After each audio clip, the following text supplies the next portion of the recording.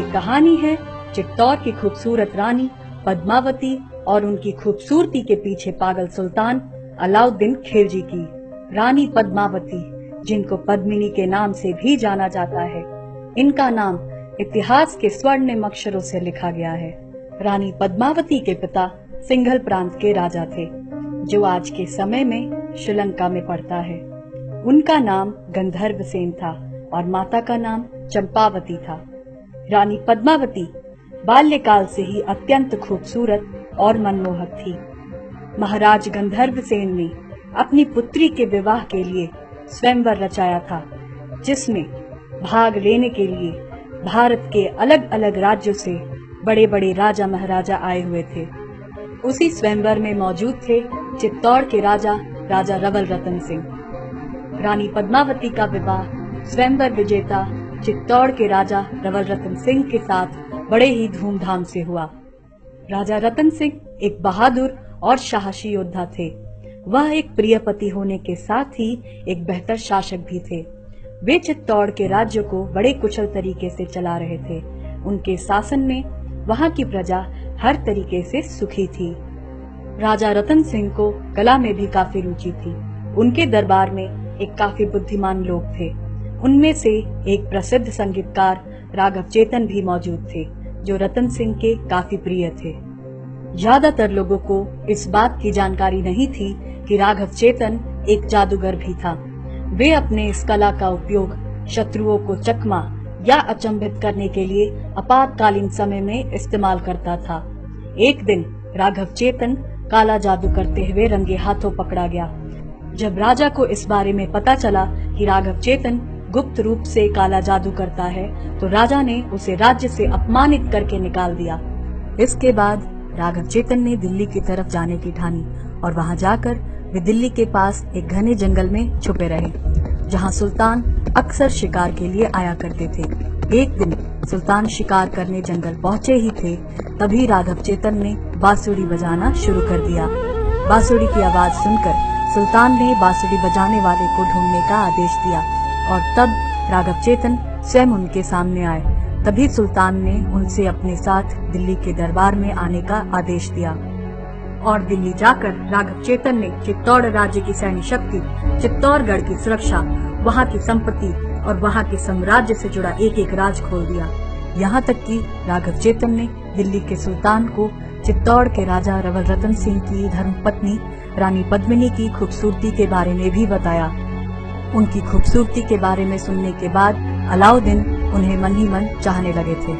राघव चेतन की बातें सुनकर अलाउद्दीन खिलजी ने कुछ ही दिनों में चित्तौड़ राज्य पर आक्रमण करने का मन बना लिया और अपनी एक विशाल सेना चित्तौड़ के लिए रवाना कर दी। चित्तौड़ पहुंचते ही अलाउद्दीन के हाथ निराशा लगी, क्योंकि उन्होंने पाया कि चित्तौड़ को चारों तरफ से सुरक्षित तरीके से सुरक्षा प्रदान की गई है, लेकिन वो रानी पद्मिनी के सुंदरता को देखने का और इंतजार नहीं कर सकते थे। इसलिए उन्होंने राजा रतन सिंह के लिए यह संदेश भेजा कि वो रानी पद्मिनी को बहन मानते हैं और उनसे मिलना चाहते हैं। खिलजी के इस अजीब मांग को राजपूत मर्यादा के विरुद्ध बताकर राजा रतन सिंह ने ठुकरा दिया, लेकिन निराश रतन सिंह को अपने साम्राज्य को अलाउद्दीन के तीव्र प्रकोप से बचाने का एक मौका दिखाई दिया। रानी पद्मावती सुल्तान को अपनी झलक दिखाने को तैयार तो हो गई, लेकिन केवल प्रतिबिंब में। इसके लिए किले के एक ऊंचे बुर्ज में अलाउद्दीन खिलजी को खड़ा किया गया। उसके सामने एक आईना लगा दिया गया। वो बुर्ज के एकदम नीचे एक तालाब था, जो बुर्ज में लगा आईने में साफ दिखाई देता था। तालाब के किनारे रानी पद्मावती खड़ी हो गई।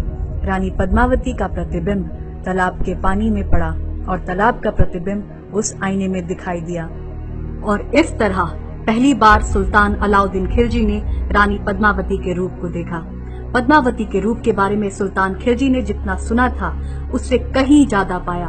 पद्मावती को देखते ही अलाउद्दीन ने उसे अपना बनाने की ठान ली। शर्त के अनुसार चित्तौड़ के महाराजा ने अलाउद्दीन खिलजी को आईने में रानी पद्मावती का प्रतिबिंब दिखा दिया और फिर अलाउद्दीन खिलजी को पूरे मेहमान नवाजी के साथ चित्तौड़ किले के सातों दरवाजे पार कराकर उनकी सेना के पास छोड़ने गए। इसी अवसर का लाभ उठाकर अलाउद्दीन खिलजी ने राजा रतन सिंह को बंदी बना लिया और इसके बाद उसने संदेश भेजवाया कि महाराजा रतन सिंह को जब देखना है तो रानी पद्मावती को तुरंत अलाउद्दीन खिलजी की खिदमत में किले के बाहर भेज दिया जाए। राजा रतन सिंह को अलाउद्दीन खिलजी के गिरफ्त से सकुशल मुक्त कराने के लिए रानी पद्मावती ने सोनगढ़ के चौहान राजपूत जनरल गौरा और बादल के साथ मिलकर सुल्तान को उसके ही खेल में हराने की ठानी और कहा कि अगली सुबह रानी पद्मावती को उनके यहाँ भेज दिया जाएगा।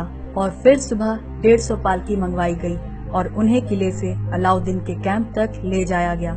लेकिन पालकी के अंदर रानी पद्मावती और उनके दासियों के भेष में लड़ाके योद्धा मौजूद थे। योद्धाओं ने दिल्ली के सेना पर आक्रमण कर दिया और इसी चालाकी से राजा रतन सिंह को अलाउद्दीन के गिरफ्त से छुड़ा लिया गया और रतन सिंह को सुरक्षित रूप से महल पहुंचा दिया गया। कहा जाता है कि वासना और लालच इंसान की बुद्धि हर लेती है। अलाउद्दीन खिलजी के साथ भी कुछ ऐसा ही हुआ। सुल्तान को जब खबर लगी कि उनके साथ छल हुआ है तो इस बात को सुनकर सुल्तान आग बबूला हो गए और उसने तुरंत ही चित्तौड़ पर आक्रमण करने का निर्णय लिया। राजा की सेना सुल्तान की सेना से बहुत छोटी थी, लेकिन रतन सिंह के पास युद्ध के अलावा और कोई दूसरा रास्ता नहीं था और उन्होंने युद्ध का आदेश दिया और किले का दरवाजा खोलकर युद्ध के लिए तैयार हो गए। किले का दरवाजा खुलते ही अलाउद्दीन और उसकी सेना ने आक्रमण कर दिया। इस भीषण युद्ध में पराक्रमी राजा रतन सिंह वीर गति को प्राप्त हो गए। उनकी सेना भी हार गई और अलाउद्दीन खिलजी ने चित्तौड़ के किले को जीत लिया। युद्ध में राजा रतन सिंह और अन्य राजपूत योद्धा की मारे जाने की खबर सुनकर रानी पद्मावती ने जौहर करने का निर्णय लिया। जौहर एक ऐसी प्रक्रिया है जिसमें सारी महिलाएं अपने दुश्मन के साथ रहने की बजाय स्वयं को विशाल अग्निकुंड में न्यौछावर कर देती हैं।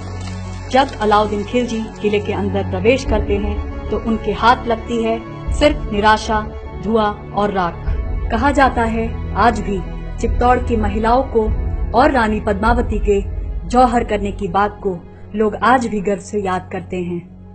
कहते हैं राजपूत सर कटा सकते हैं लेकिन सर झुका सकते नहीं।